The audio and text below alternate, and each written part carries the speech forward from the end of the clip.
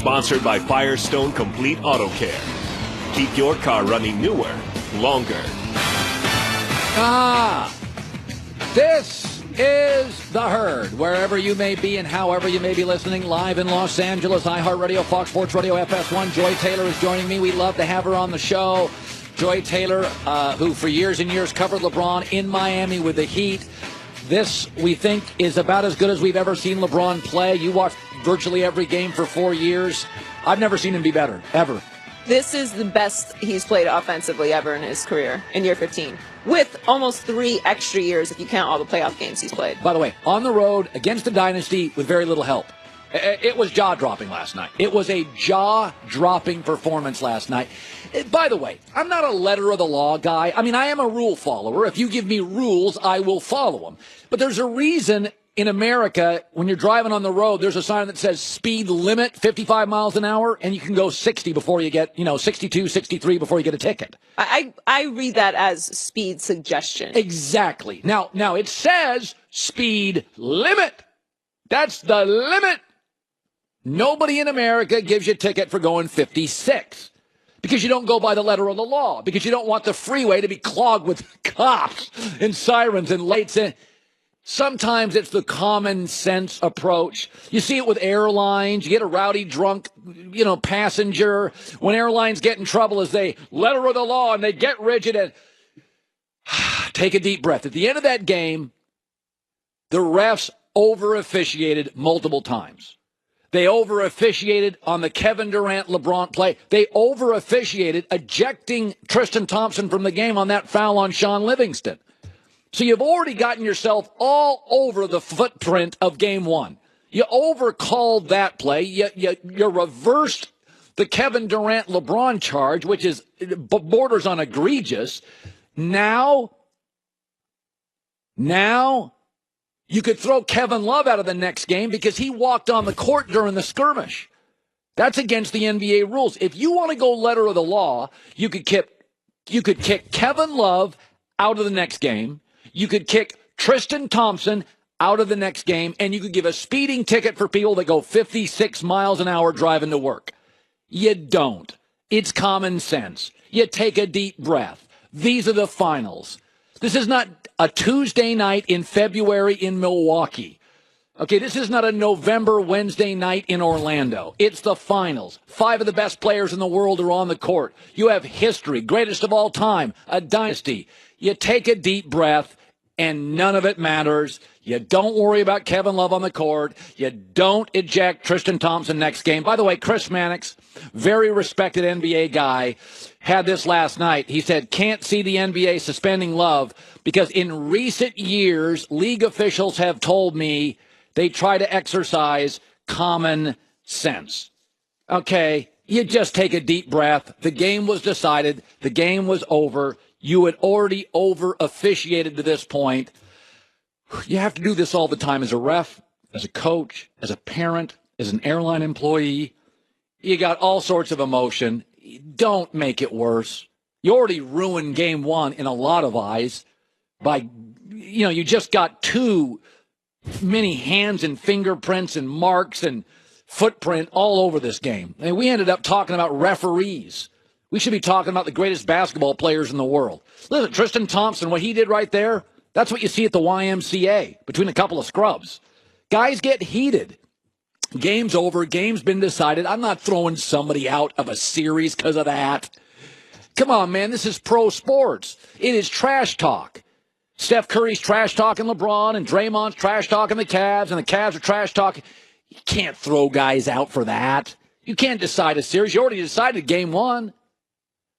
If you didn't reverse that blocking call, LeBron had the ball and a lead with 35 seconds left, and we wouldn't be talking about J.R. Smith. All right, here's the second thing.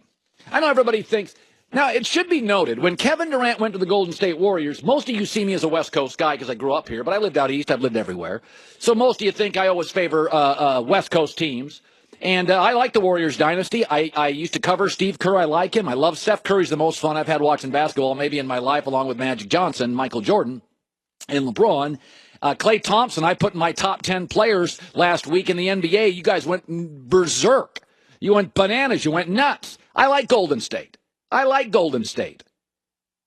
Okay, I supported Golden State when they went and recruited Kevin Durant. I supported Kevin Durant. I'm not anti-Warrior.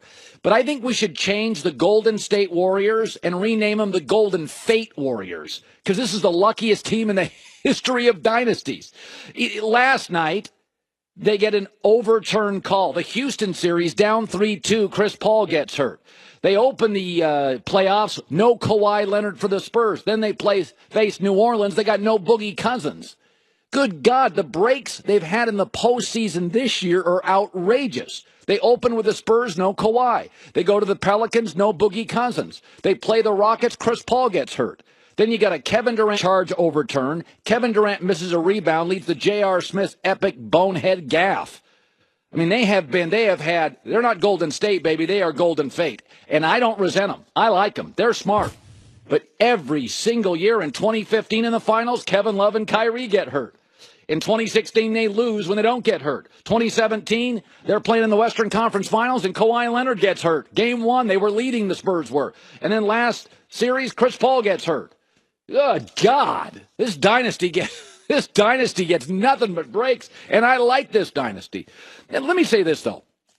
I tend to be somebody, when games are over, and you see coaches do this and you see players do it, I go to a box score.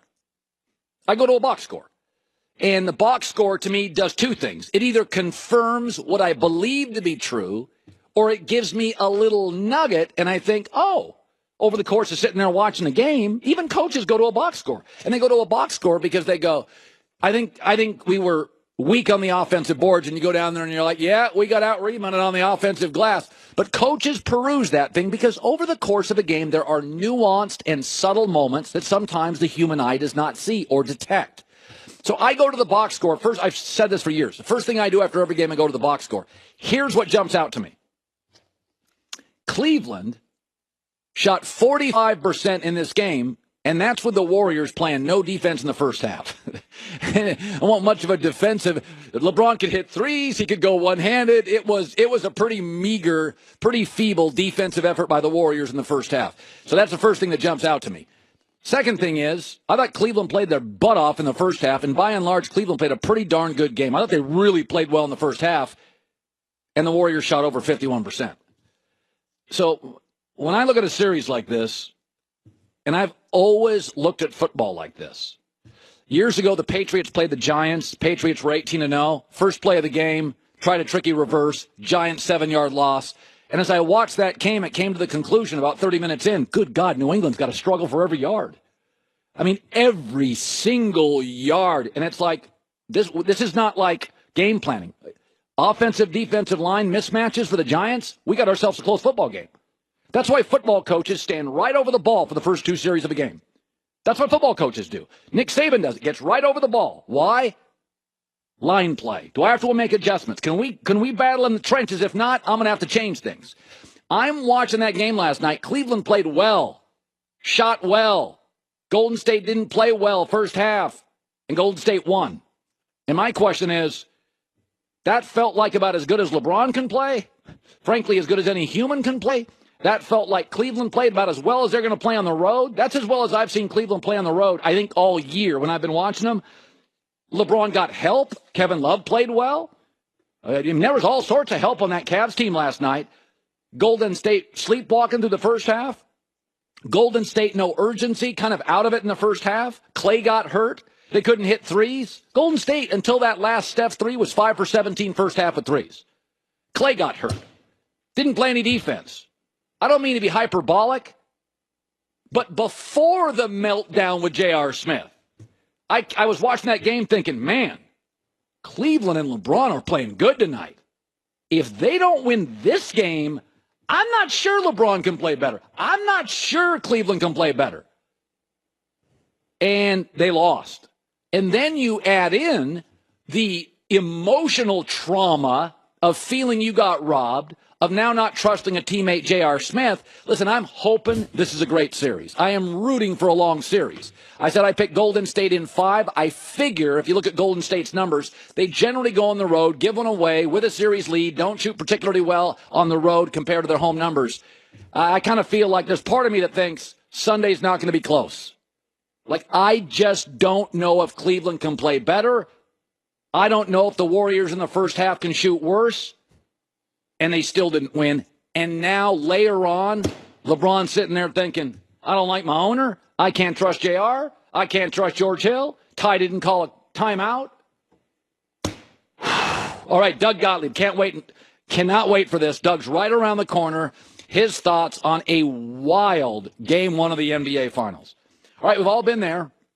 I always tell the story. When I first got out of college, I had a car. It was a beater that caught fire on the freeway in Las Vegas. And I pulled off on the freeway in Charleston Avenue. My car was on fire. Pulled into a Texaco. Got a cab to a car dealership, and on a credit card, bought a car. That's all the money I had in the world. $1,500 down, walked out with a car. Here's the thing. Once your car's out of a warranty, you don't want to end up with a $600 bill because a sensor light was out. That's where CarShield comes in. $2 billion in claims since this St. Louis company was created. They give you a free rental car while yours is in the shop, free. They give you 24/7 roadside assistance while your car is in the shop. You can send your car to your dealership, and they'll pay the dealership directly.